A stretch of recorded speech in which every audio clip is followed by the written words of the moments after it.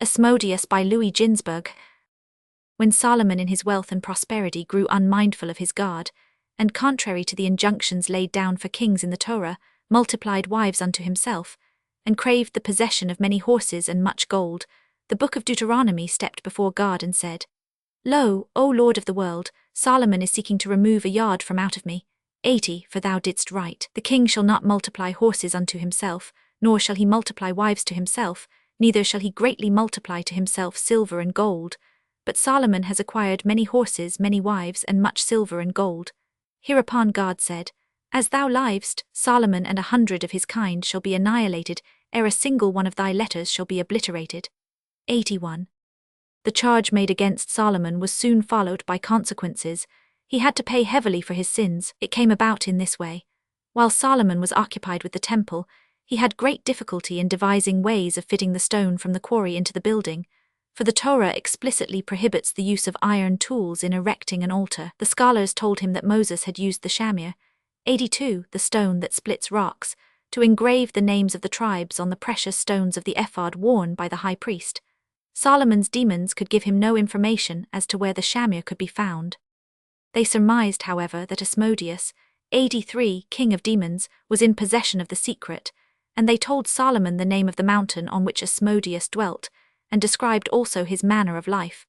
On this mountain there was a well from which Asmodeus obtained his drinking water. He closed it up daily with a large rock, and sealed it before going to heaven, whither he went every day, to take part in the discussions in the heavenly academy. Thence he would descend again to earth in order to be present, though invisible, 84, at the debates in the earthly houses of learning.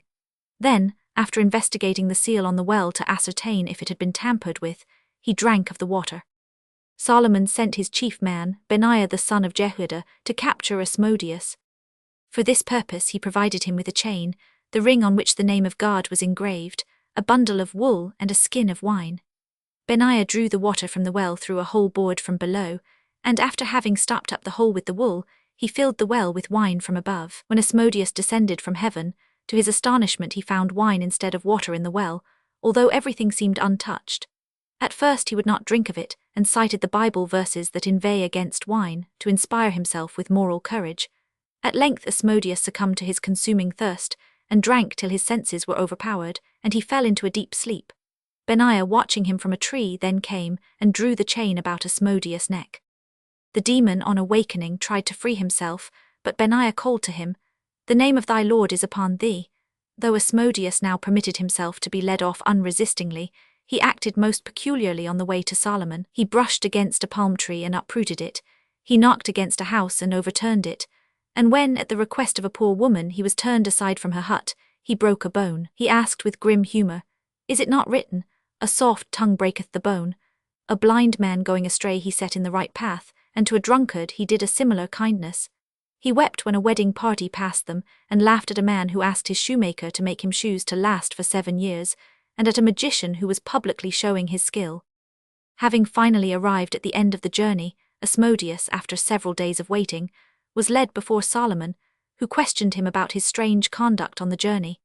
Asmodeus answered that he judged persons and things according to their real character, and not according to their appearance in the eyes of human beings. He cried when he saw the wedding company, because he knew the bridegroom had not a month to live, and he laughed at him who wanted shoes to last 7 years, because the man would not own them for 7 days, also at the magician who pretended to disclose secrets, because he did not know that a buried treasure lay under his very feet.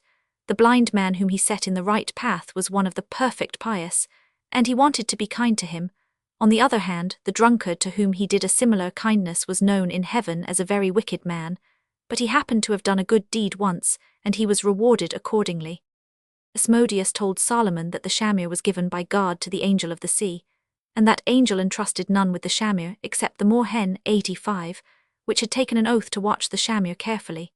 The moor-hen takes the shamir with her to mountains which are not inhabited by men, splits them by means of the shamir, and injects seeds, which grow and cover the naked rocks, and then they can be inhabited. Solomon sent one of his servants to seek the nest of the bird and lay a piece of glass over it. When the moor-hen came and could not reach her young, she flew away and fetched the shamir and placed it on the glass. Then the man shouted, and so terrified the bird that she dropped the shamir and flew away. By this means, the man obtained possession of the coveted shamir and bore it to Solomon. But the moorhen was so distressed at having broken her oath to the angel of the sea that she committed suicide. Although Asmodeus was captured only for the purpose of getting the shamir, Solomon nevertheless kept him after the completion of the temple. One day the king told Asmodeus that he did not understand wherein the greatness of the demons lay, if their king could be kept in bonds by a mortal. Asmodeus replied that if Solomon would remove his chains and lend him the magic ring, he would prove his own greatness. Solomon agreed. The demon stood before him with one wing touching heaven and the other reaching to the earth.